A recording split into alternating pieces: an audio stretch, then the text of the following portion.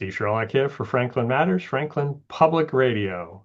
Available anywhere, anytime on the internet at WFPR.FM in your browser or in the FM radio dial in Franklin, Mass. General area. You know, the dial 102.9, or maybe it's a push button. You can preset.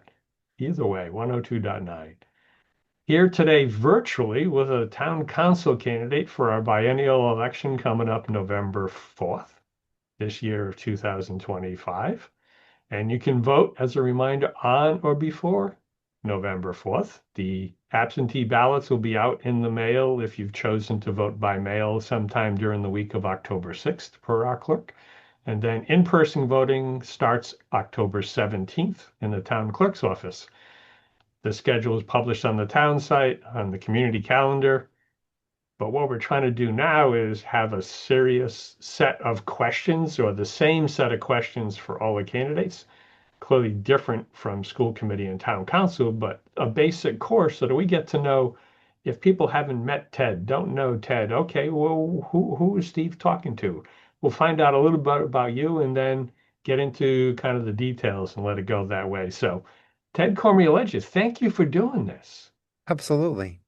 Always great to see you, even if it's virtual. even if it's virtual. Yes, especially if it's virtual. So let's start at the beginning, which is always a good place. And, tell us a little bit about your Franklin story, briefly about your road to Franklin or life within Franklin and your involvement in the community here. Sure. Thank you for having me. So, back in August of 2017, my husband and I decided Franklin was going to be home, and we moved our children here and never looked back. We had them in Dedham for about 10 years before that, did a brief stint in Stoughton, grew up in Medford. So, one of those Boston kids, if you will. Hmm. Um, we picked Franklin for a variety of reasons. I had friends living here already, and they said, it's a great town. It's not that far from anything. The schools are great. The sports are great. Your boys would love it. Check it out. So after a pretty long search, we found our house and we said, you know what? It needs a few things, but we can do that over time. It's in a great neighborhood. It's tucked behind the old Kennedy School. And we jumped right in. Um, and shortly after that, I got involved with the neighborhood association over there in Oakland Park and Hmm. became its president and had a blast doing all of those annual traditions and holidays and barbecues and just getting to know everybody.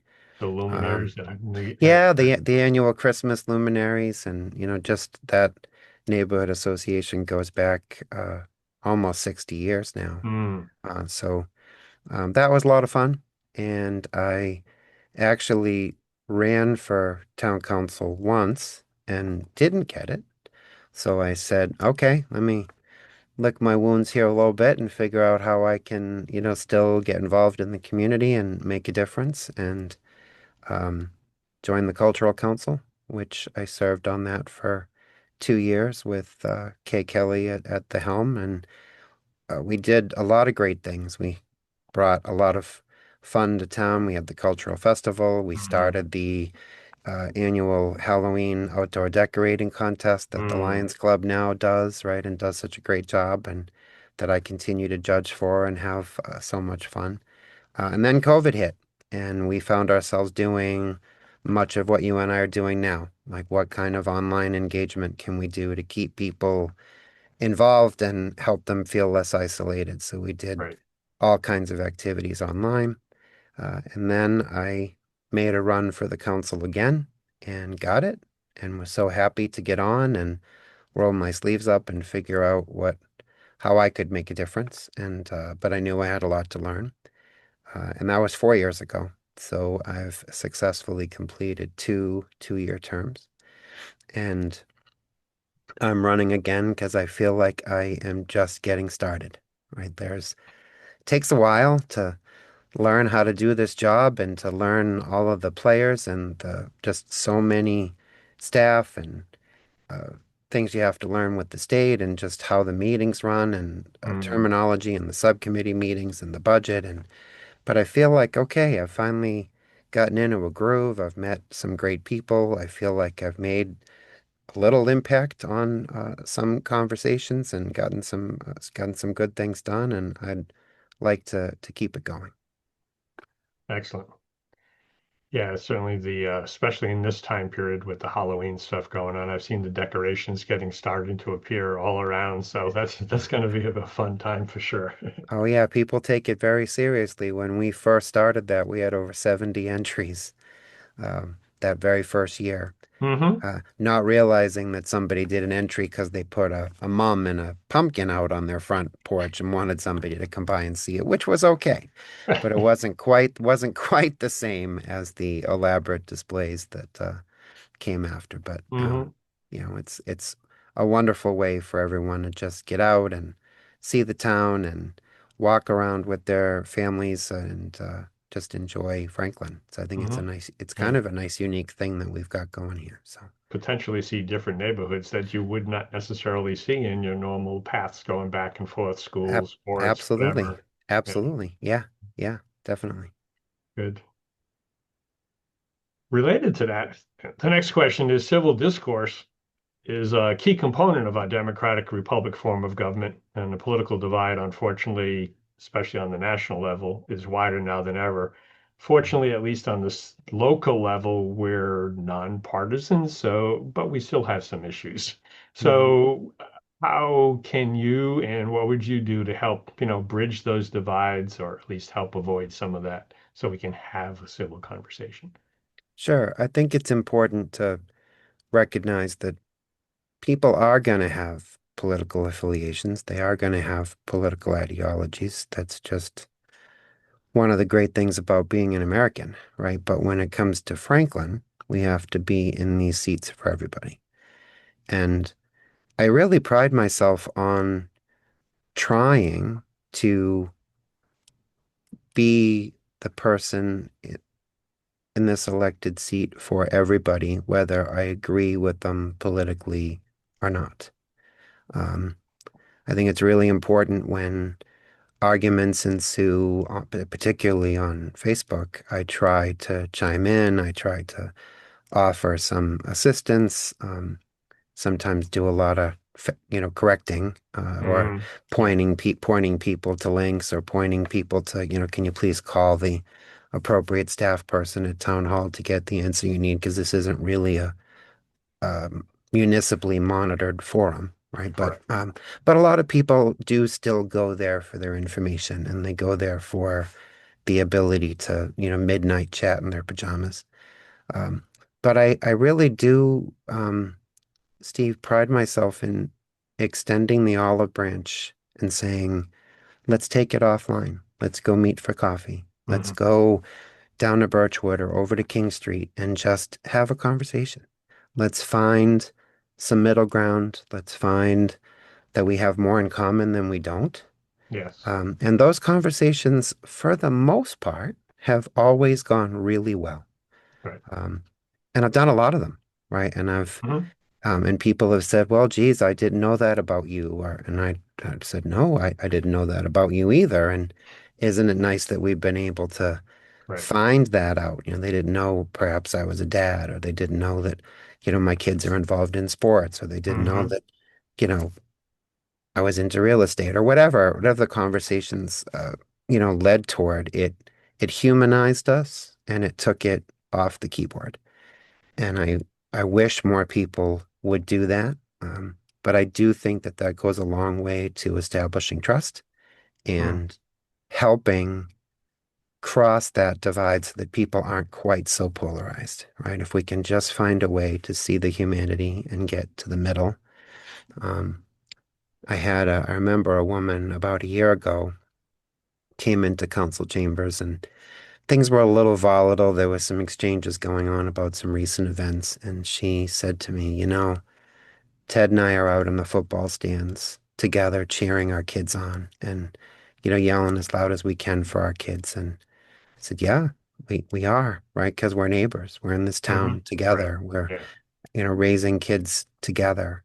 Um, and I think that that's important. I get my coffee at Dunkin' Donuts, and it's a candidate's daughter is there all the time at the window, and I try to make a point to say hello and ask her how things are going and how's her Hmm. daughter, and because that's what being a neighbor is, and beyond just being a town councilor, just being a good human being. Right. No, thanks for that. Yeah, I'll add, was one of intimate buddies of mine who sadly has passed. But one of her great lines was, "You're only a stranger until you started talking." Because once you start talking, it's like, oh, you did that, I did this, you did that, I did this. And yeah, Mhm. especially here, we are all neighbors. And another candidate recently said, we should just blow up social media so we can go back to the face-to-face conversations. Because I think some people just take it for granted that they can do things on social, and I don't think they would do that if we were face to face. I Yeah, would hope not in most cases, right? So, yeah. And like I said, most of the time, these one-on-one conversations have gone well. right.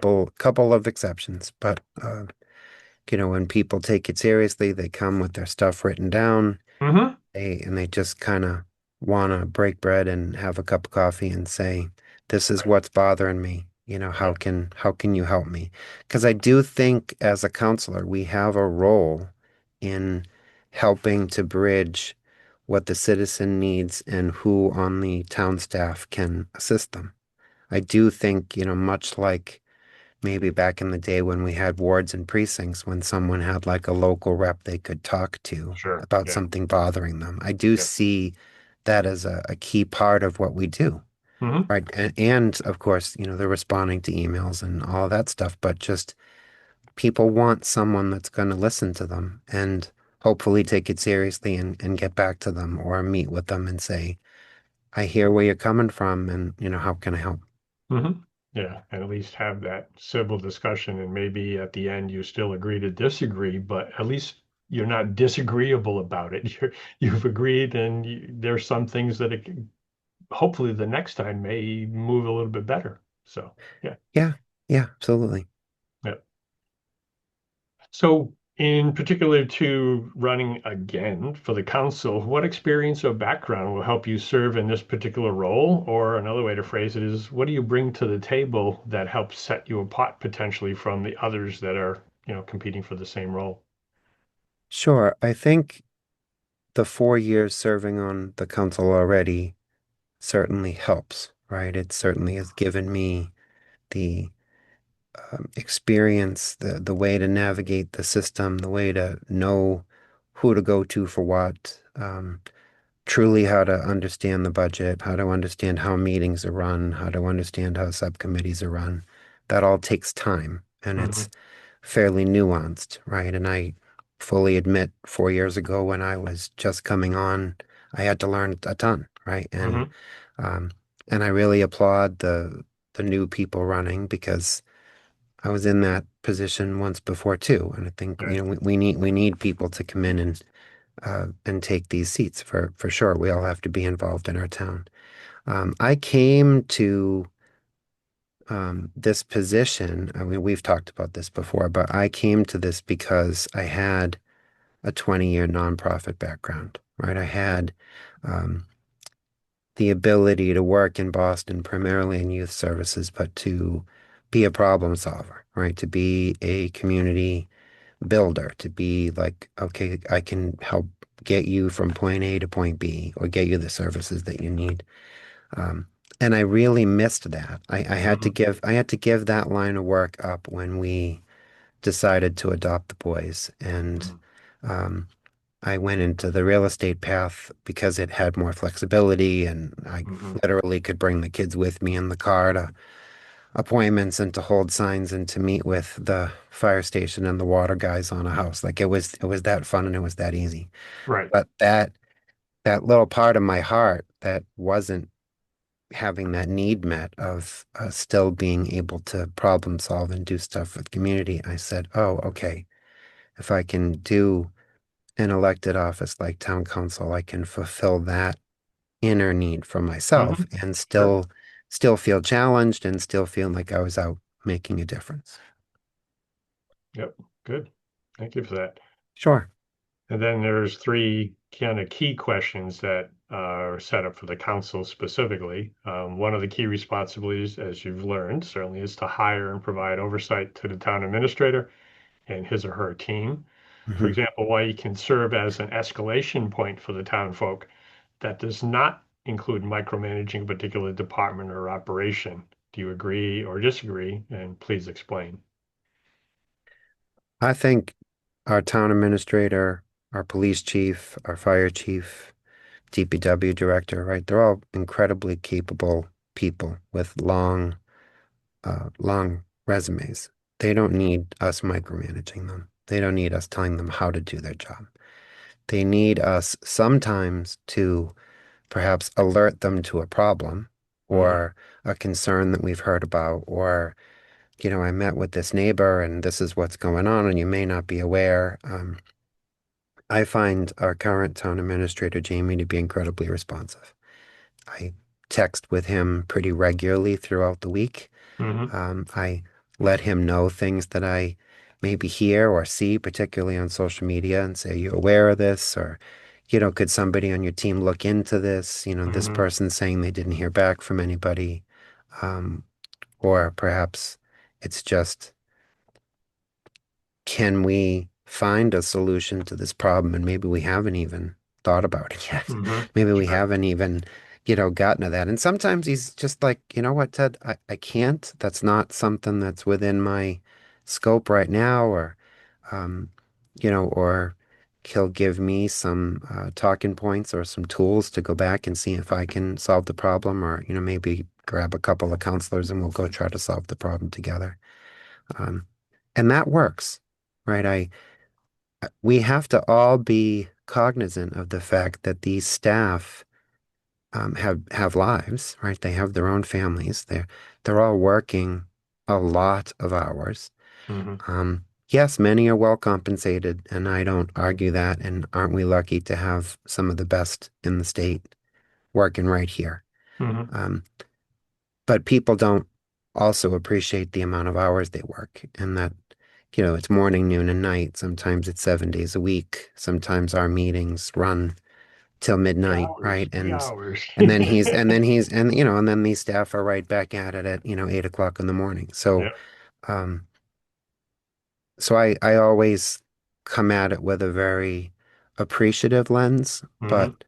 but I'm also not afraid to say to any of them, like, I don't agree with you on that. Hmm. And can we have a conversation? Or, there've been a couple of times when it's like, okay, well, I need you to do this, right? I need you to at least look into this for me and then get back to me with an answer. Hmm. And it's a little more directive. And I think there's a balance to that, right? And Right. there's as long as it's respectful and not, you're going to do this because I said so kind of Hmm. attitude. I think everybody gets along really well and respects each other, and we all kind of have found our lanes.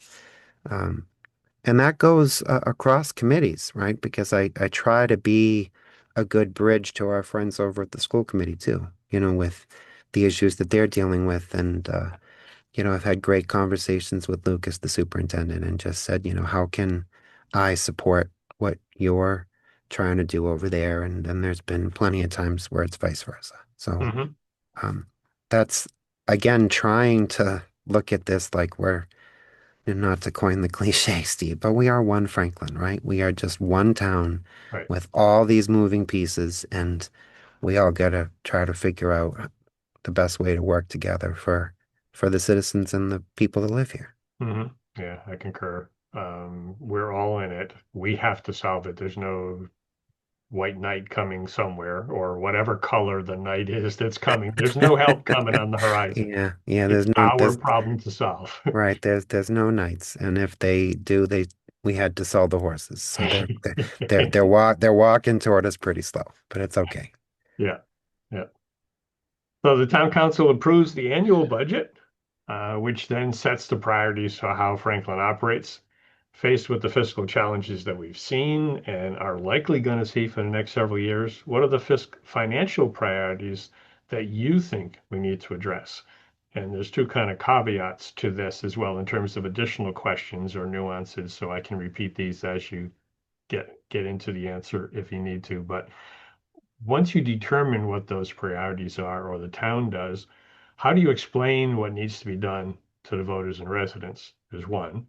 And then you almost touched on the second one a little bit. What can you help to do what can you do to help the community understand the separation of the roles between the council and the school committee? Hmm. Thank you for the question. Certainly, like most Massachusetts cities and towns, we have our financial challenges, and Hmm. we have tried, however unsuccessful, to pass two overrides to help with some of these challenges. Respecting that the voters of Franklin have said no both times, that we have to live within the means set. There are um, certainly difficult decisions that have had to be made, and there are difficult decisions still to be made. Um, I try to look at the big picture. I try to say, okay, we've got public safety, which includes police and fire and ambulance. We've got schools. We've got DPW and infrastructure with water and sewer and our roads and sidewalks. And I work my way down the list to these are nice things to have. They make the community better, but they perhaps aren't critical service needs. And, where do they fall? Um, and we get a lot of curveballs thrown at us, Steve, right? We get Hmm. 14% insurance hike year over year. That Right. how do you combat that without having to make some tough decisions? So I think to answer your question about how do you inform the community, we're on the right path with these uh, joint budget discussions and having them open to the public. And we did, Hmm. that group met for 10 months. They did the 6 listening sessions. They were very well attended. Um, there was stuff with you, not just with video and with interviews and with radio and with, YouTube and stuff on Facebook. Like, I feel like the message is out there. People have to be willing to accept the information, and they have to also understand as a citizen and taxpayer that there is a little responsibility on them to become informed. Like nobody's going to be able to spell this all out for you sitting in your living room, Hmm. right? Like Right. you have to take a few minutes to read the documents that are online or attend a meeting, or if it just doesn't make sense, reach out to one of us and we'll happy to sit down and talk with you. Um, we have to continue to do more of that. We have Hmm. to um, try to stop the blame game and try to stop the comments that sort of polarize and put people in their camps, right? And just be like, no, this is the reality. Hmm. I hope through this process, right, with seeing, a lot of new faces, I hope that they're able to see that, there is no magic solution here. Like we can't print the money in the basement. Like here's our expenses and here's the revenue coming in, and we have to be able to balance it. Hmm. Uh, so it's certainly a challenge. Um, I There's been a few different approaches, right? This past year, it was trying to spell out for people what was going to be cut or what potentially was going to be cut if it failed. Um, some people didn't like that approach. They, commented to us that it was sort of fear-mongering and, why are you threatening to do that? Just explain to me. And, so there's some balance to all of this. And then we Hmm. made the decision to, what, this is what we said, so we gotta do it. And then some additional financial challenges came our way, and we had to make some more difficult decisions even after the budget was passed. And Right. even the difficult decision of sort of pivoting and going backwards and saying, okay, we got to try to find a way to bring those two people back within the fire department so we can get that ambulance back online, even though we said we were going to take it away because there's revenue attached to that and it's a critical need in the community. And we heard loud and clear that people were quite worried about it. So this is not a perfect system.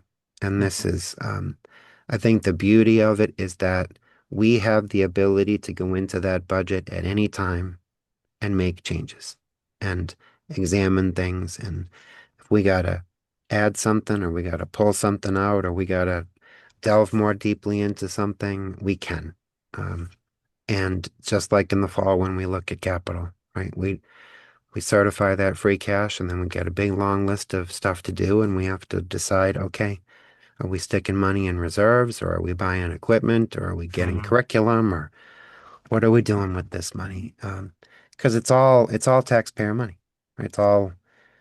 It's all still critical needs. Many of those departments, not to get on a tangent, but many of those departments don't budget for those things in their operating, and they wait for the capital program to come around.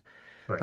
And I've argued for the last 4 years that I don't think that that's the right way to do a budget, because I don't think the police and the fire should have to wait to see if we have the money for their safety equipment. I think that Hmm. should be in the budget.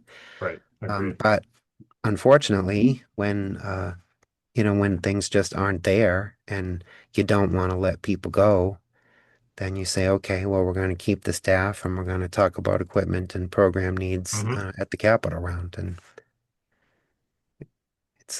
it's an interesting system, this municipal government, because we're not the federal government. We can't just overspend and figure it out later, right? We Right. have to we have to balance it every year. So Yeah. It balances, it gets audited every year. And, yeah, I agree with you. It'd be nice to have a line item in the for capital in the budget, operational side, but at least Franklin's had the history of being relatively austere in terms of creating both savings from expenses and under forecasting, in some cases, happily on the revenue side, so that it creates that thing called free cash, which is no longer, which is not really even free or cash.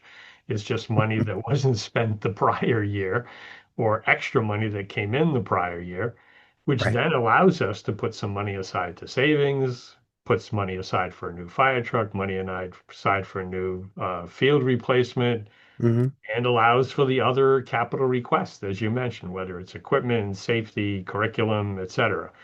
That's a when people understand it that way, it kind of makes sense. But yeah, I agree. In a perfect world, if we had more money coming in, we'd have a capital line in the budget. I don't disagree with that. Yeah, and I understand the concept of not spending one-time revenues, right? Because Hmm. you can't count on them. You're just digging Um, yourself a hole. but unfortunately, as Jamie has alluded to in some of his forecasts, we might be at a point where we have to start taking a percentage of that one-time revenue, which many towns do, Hmm. to sort of band-aid some of the holes to avoid any future cuts. And um, we're gonna have to look at that and say, where are the opportunities? And hopefully we can come together as a community and figure it out. Hmm. Yeah, agreed. And third question of the three for the council, do you support the goals and recommendations of the 2025 master plan? And if so, what would you do as a counselor to help implement them? Or if not, why not? I do. I think the master plan committee did a tremendous job. It's a lengthy, lengthy document that a lot of people put a lot of time and work into. It would be rude and presumptuous for me to say that all of those people were wrong, right? Um, I think the one thing that perhaps I disagree with is more a terminology thing.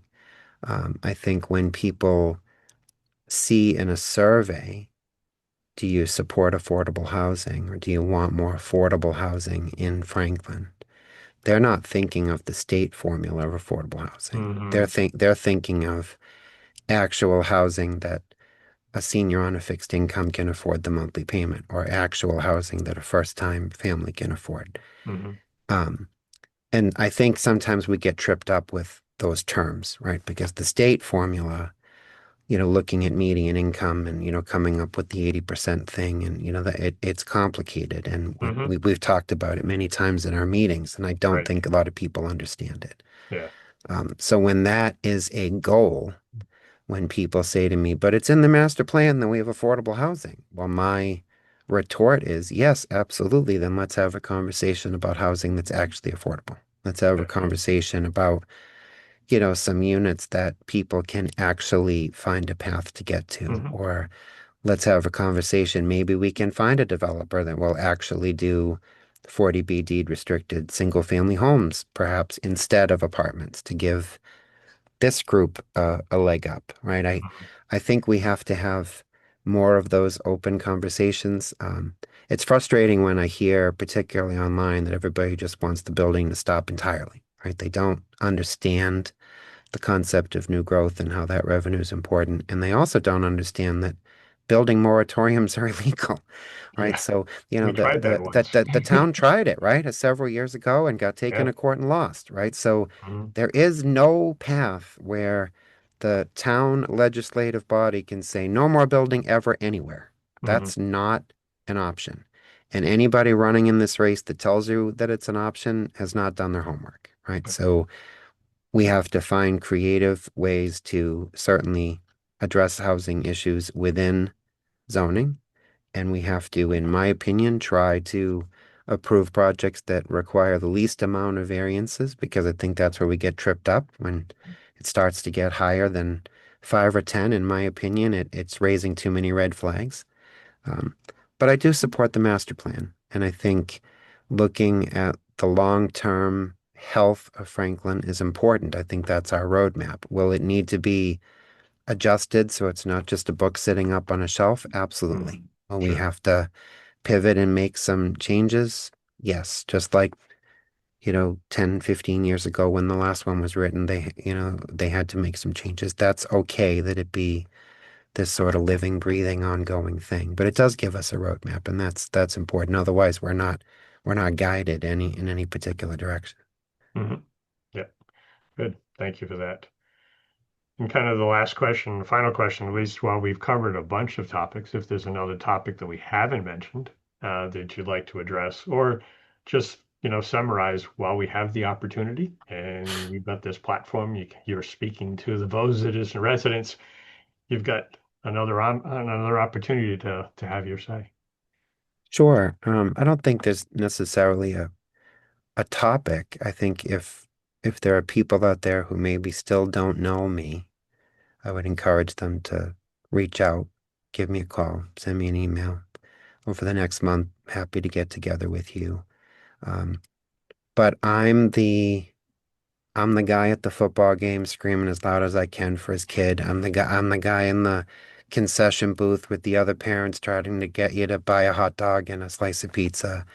Um, but I'm also the guy at the FPAC Broadway shows, and I'm at the high school shows and the shows at Dean and trying to support the theater and the music and the art in our community. And um, I'm the guy at all of these galas and all of these fundraising events, like throwing the paddle up, trying to help support whether it's the Safe Coalition or the YMCA or the Food Pantry or FPAC or the Children's Museum of Franklin or whatever it is. They're all so worthwhile. And I Mhm. think that it's important, not just as a leader and a business owner and a dad. It's important that you get involved in that stuff. But I try to give back as much as I can, because I do recognize that I'm lucky and that my kids are healthy and there are a lot of people out there who need some help, and I'm happy to help in any way that I can. Um, and I guess I'll just leave the last bit that people don't know about me, in my scouting background, being an Eagle Scout. And Mhm. um, I don't look at that in a past tense. I look at that as I am an Eagle Scout, right? So Okay. there is a oath that I took, and there is a set of rules that I agreed to live my life by. And I really try to do that each and every day. So if I am trying to help veterans, trying to help our police, trying to help kids in school, trying to help with our sidewalks and roads, it's all sincere and it's all coming from an honest place. And sometimes if I'm sitting up there on the council chamber and I'm shooting from the hip and I'm not scripted and I say something that I probably shouldn't have or that I wish that I hadn't, I'm gonna look back and say, yeah, you know what? I wish I could have that moment back. I'm tired and I was human and emotions were high and it was 5 hours into the meeting and I'll apologize to whomever, but I don't go into those meetings like scripted and robotic, and I don't go into those meetings with um, just kind of sitting there and taking it all in. Like I am the guy that asks a ton of questions, right? Hmm. Sometimes the unpopular questions, right? I'm like, well, I just want to have this particular thing addressed because I think that's what's bugging people, right? Hmm. And um, humanizing this entire political experience for everyone, I think is really important. And trying to be the non-politician politician, if you Right. will. Sure. Right? And just Yes. look, I'm your neighbor, I'm your uh the dad on the street and the dad at the games and just come talk to me and we'll figure it out.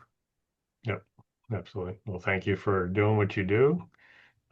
Thank you for your service on behalf of all of us as neighbors in Franklin. And to the listeners, hopefully this has been helpful to you. There'll be more coming. We've got a bunch of these to do, so there's more coming. Stay tuned. And thank you, Steve, for all of your time and effort into Franklin Matters, into these TV interviews, into the radio, into the YouTube, into typing everything after all of that so that people can have something to read. Like people don't fully appreciate how much goes into this on your end, and it doesn't go unnoticed by me. So thank you very much for all that. Yeah. Thank you. Thank you. And a quick other reminder, we do this because Franklin matters.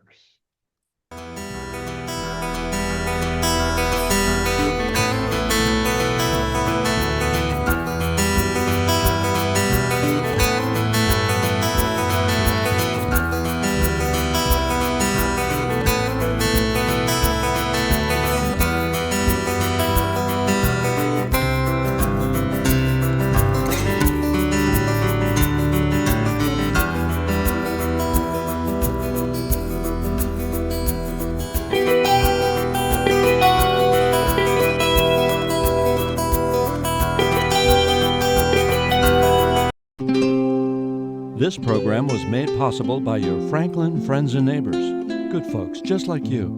Thanks for supporting Franklin TV. And thanks for watching.